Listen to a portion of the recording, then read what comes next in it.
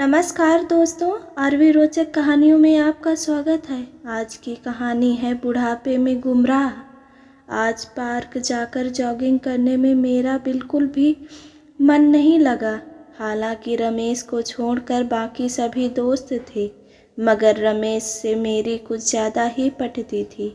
25 सालों से हम दोनों एक साथ इस पार्क में जॉगिंग करने आते रहे हैं। कुछ तो वैसे ही रमेश का ना होना मुझे एक अधूरेपन का एहसास करा रहा था, और कुछ दोस्तों ने जब उसके बारे में उल्टी सीधी बात करनी शुरू की तो मेरा मन और भी परेशान हो गया। 4 महीने बाद 60वां जन्मदिन होने वाला था रमेश का। उम्र के इस पड़ाव पर ऐसा काम करते हुए उसे जरा भी शर्म नहीं आई। देखने में कितना धार्मिक लगता था, और काम देखो कैसा किया। सारा समाज थू थू कर रहा है उस पर, एक दोस्त ने कहा। दूसरे दोस्त ने नाक भौं सिकोड़ते हुए कहा, मुझे तो भाभी जी पर तरस आ रहा है। अच्छा हुआ दोनों लड़कों ने घर से निकाल दिया ऐसे बाप को। इससे ज़्यादा सुनने की ताकत मुझ में नहीं थी। कुछ काम है कहकर मैं वापस घर आ गया और रमेश के बारे में सोचने लगा। रमेश और मेरी कारोबार के सिलसिले में एक दूसरे से जान पहचान हुई थी। यह जान पहचान कब दोस्ती और फिर गहरी दोस्ती में बदल गई, पता ही नहीं चला। रमेश बहुत ही साफ दिल, अपने काम में ईमानदार और सामाजिक इंसान था। उसके इसी गुणों के चलते हमारी दोस्ती इतनी बढ़ी कि 25 साल तक हम रोज़ाना एक साथ जॉगिंग करने जाते रहे। हम दोनों अपनी सारी बातें जॉगिंग के दौरान ही कर लेते थे। कई बार तो दूसरे दोस्त हमें लैला मजनू कहकर चिढ़ाते थे। इतने सालों में रमेश ने अपना कारोबार काफ़ी बढ़ा लिया था। ट्रांसपोर्ट के कारोबार के साथ ही अब उसने दिल्ली के पॉश इलाके में पेट्रोल पंप भी खोल लिया था। एक तरफ लक्ष्मी उस पर पैसा बरसा रही थी, वहीं दूसरी तरफ उसकी सुंदर सुशील पत्नी ने 2 बेटे उसकी गोद में दे कर दुनिया का सबसे अमीर इंसान बना दिया था। जिंदगी ने अच्छी रफ्तार पकड़ ली थी, मगर सबसे अमीर आदमी सुखी भी हो ऐसा ज़रूरी भी नहीं होता। वह लालच के ऐसे दलदल में धंसता चला गया कि जब तक उसे एहसास होता तब तक काफ़ी देर हो चुकी होती है। 2 साल पहले बाजार में गिरावट आई तो सभी के कारोबार ठप हो गए। रमेश किसी भी तरह कारोबार को चलाना चाहता था। उसने अपने पेट्रोल पंप पर पेट्रोल भरने के लिए लड़कियां रख ली, और वाकई उसके पेट्रोल पंप की कमाई पहले से काफ़ी ज़्यादा बढ़ गई। ग्राहक वहां पेट्रोल लेने के बहाने लड़कियां देखने ज़्यादा आने लगे। अब रमेश हर तीसरे महीने पहली लड़की को हटाकर नई और खूबसूरत लड़की को काम पे रखता। मुझे उसकी इस सोच से नफरत हुई। मैंने उसे समझाने की कोशिश की तो उसने कहा, all is fair in business.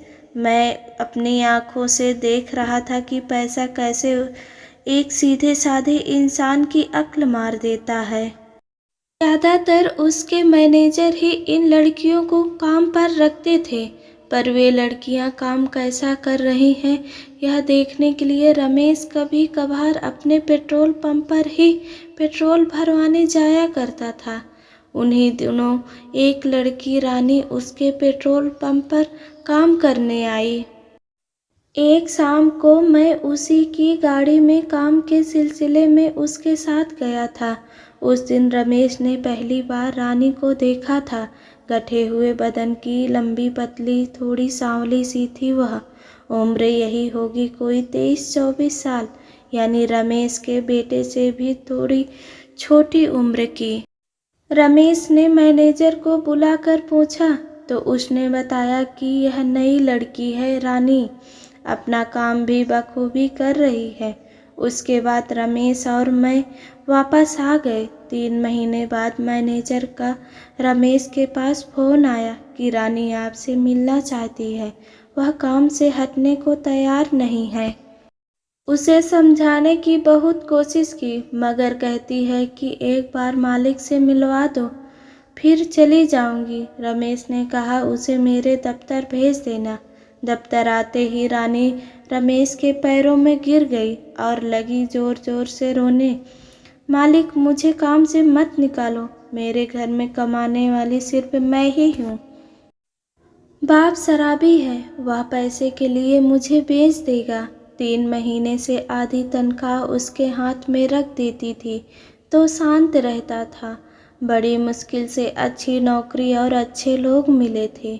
मैं आपके सब काम कर दिया करूँगी, ओवर टाइम भी करूँगी। उसके पैसे भी चाहे मत देना, पर मुझे काम से मत निकालो। रमेश ने 1-2 बार उससे कहा भी कि उठो, ऐसे पैरों में मत गिरो, मगर वह पैरों को पकड़े रोती रही। आखिरकार रमेश को ही उसे उठाना पड़ा और मनाना पड़ा कि वह उसे काम से नहीं निकालेगा। ऐसे सुनते ही रानी ने रमेश का हाथ चूम लिया। 60 साल के बूढ़े रमेश के अंदर कामसीन रानी के चुंबन से एक सिहरन सी दौड़ गई। रानी के जाने के बाद भी रमेश उसी के बारे में सोचता रहा। वह खुद को उसकी तरफ खींचता हुआ महसूस कर रहा था।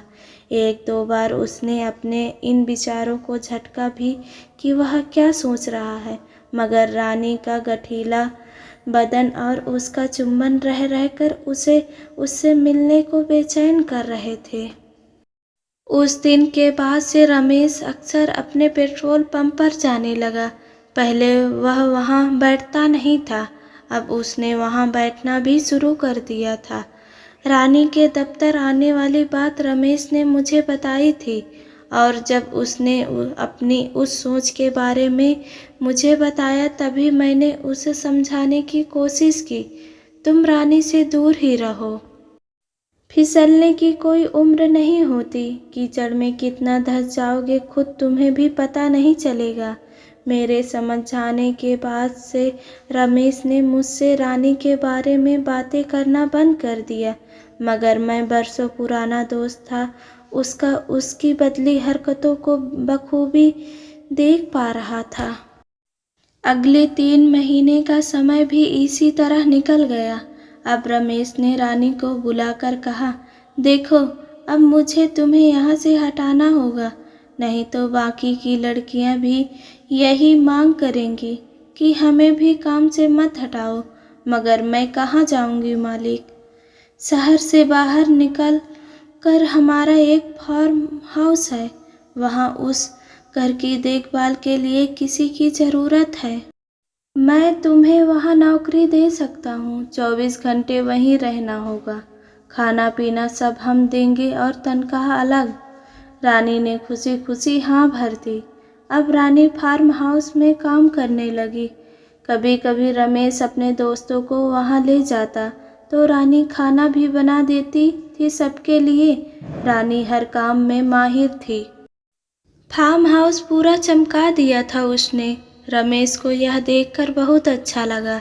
एक बार कहीं बाहर से आते हुए रमेश फार्म हाउस पर चला गया। वहां जाकर पता चला कि चौकीदार छुट्टी पर है। तब रानी ही गेट खोलने आई, चाय पानी नाश्ता सब दे दिया और जाने लगी। तो रमेश ने पूछा, तुम्हें यहाँ कोई दिक्कत तो नहीं? जितना चाहा था उससे भी ज़्यादा मिल गया मालिक। आपकी वजह से ही मैं आज इज्जत की ज़िंदगी जी रही हूँ, नहीं तो मेरा बाप कब का मुझे बेच देता। कहते कहते वो रोने लगी। रमेश ने उसके आंसू पोंछे तो रानी ने रमेश का हाथ पकड़ लिया। सर, आप बहुत ही अच्छे इंसान हैं। आजकल अपने कर्मचारियों के बारे में कौन सोचता है? और फिर से उसका हाथ चूमने लगी और बोली, आप तो मेरे लिए सब कुछ हैं। उस चुंबन की सिहरन से रमेश के हाथों वह काम करवा दिया जो रानी उससे कराना चाहती थी। उसके बाद से तो रमेश का हर हफ्ते का यही काम हो गया। वह हर हफ्ते काम का बहाना बनाकर फार्म हाउस आ जाता। रानी ने उसे अपनी बातों में इस कदर उलझा लिया था कि अब रमेश को अपने घर और बीवी बच्चों की भी चिंता नहीं थी। इस बीच रमेश ने मुझसे मिलना जुलना बंद कर दिया था। फिर अचानक एक दिन भाभी रमेश की पत्नी का फ़ोन आया कि रमेश ने दूसरी शादी कर ली है। यह सुनकर मैं हक्का बक्का रह गया। मुझे यह तो अंदाज़ा था कि कुछ गलत हो रहा है, मगर इस हद तक होगा यह नहीं सोचा था। शादी की उम्र तो उसके बेटों की थी। ऐसे में जब उन्हें अपने बाप की करतूत का पता चला तो उन्होंने उसे घर से निकाल दिया। रमेश ने पार्क आना बंद कर दिया। आता भी किस मुंह से? इतने सालों से कमाई इज्जत पल में मिट्टी में मिल गई। सारा समाज रमेश पर थू थू कर रहा था। शादी के 6 महीने बाद ही रानी ने एक बच्चे को जन्म दे दिया। रमेश रानी के साथ फार्म हाउस में ही रह रहा था। एक दिन अचानक रात में रमेश मुझसे मिलने आया। वह जानता था कि उसकी हरकत से मैं भी बहुत नाराज़ हूँ। मेरे कुछ कहने से पहले ही वह बोला, मुझे मालूम है कि तुम मेरी ऐसी शक्ल भी नहीं देखना चाहते, पर एक बार मेरी बात सुन लो। मैं यही चाहता हूँ और कुछ नहीं, तुम्हारी माफ़ी भी नहीं। फिर रमेश ने शुरू से आखिर तक सारी बातें मुझे बताई। रमेश ने यह भी बताया कि यह बच्चा उसका ही नहीं, मगर रमेश ने रानी के साथ संबंध बनाए थे। उसका वीडियो रानी के आशिक ने चुपके से बना लिया था। रमेश पर शादी करने का दबाव डाला गया। शादी के बाद ही उसे सारी सच्चाई का पता चल गया था। रानी ने सिर्फ पैसों के लिए उसे फंसाया था। यह उसकी और उसके आशिक की सोची समझी चाल थी। यह सब कहकर रमेश फूट फूट कर रोने लगा और मेरे घर से चला गया। मैं तो यह सुनकर सन्नसा बैठा रह गया। अपने दोस्त की जिंदगी अपनी आंखों के सामने बर्बाद होते हुए देख रहा था। जिसे रमेश प्यार समझ रहा था वह केवल एक भरम जाल था। उसने अपनी इज्जत, परिवार, दोस्तों को तो खोया ही, साथ ही उस प्यार से भी इतना बड़ा धोखा खाया। काश वह पहले ही समझ जाता तो इतने सालों से कमाई हुई उसकी इज्जत पर इतना बड़ा कलंक तो नहीं लगता। वह इतना समझता कि 60 की उम्र प्यार करने के लिए नहीं बल्कि अपने परिवार के लिए होती है।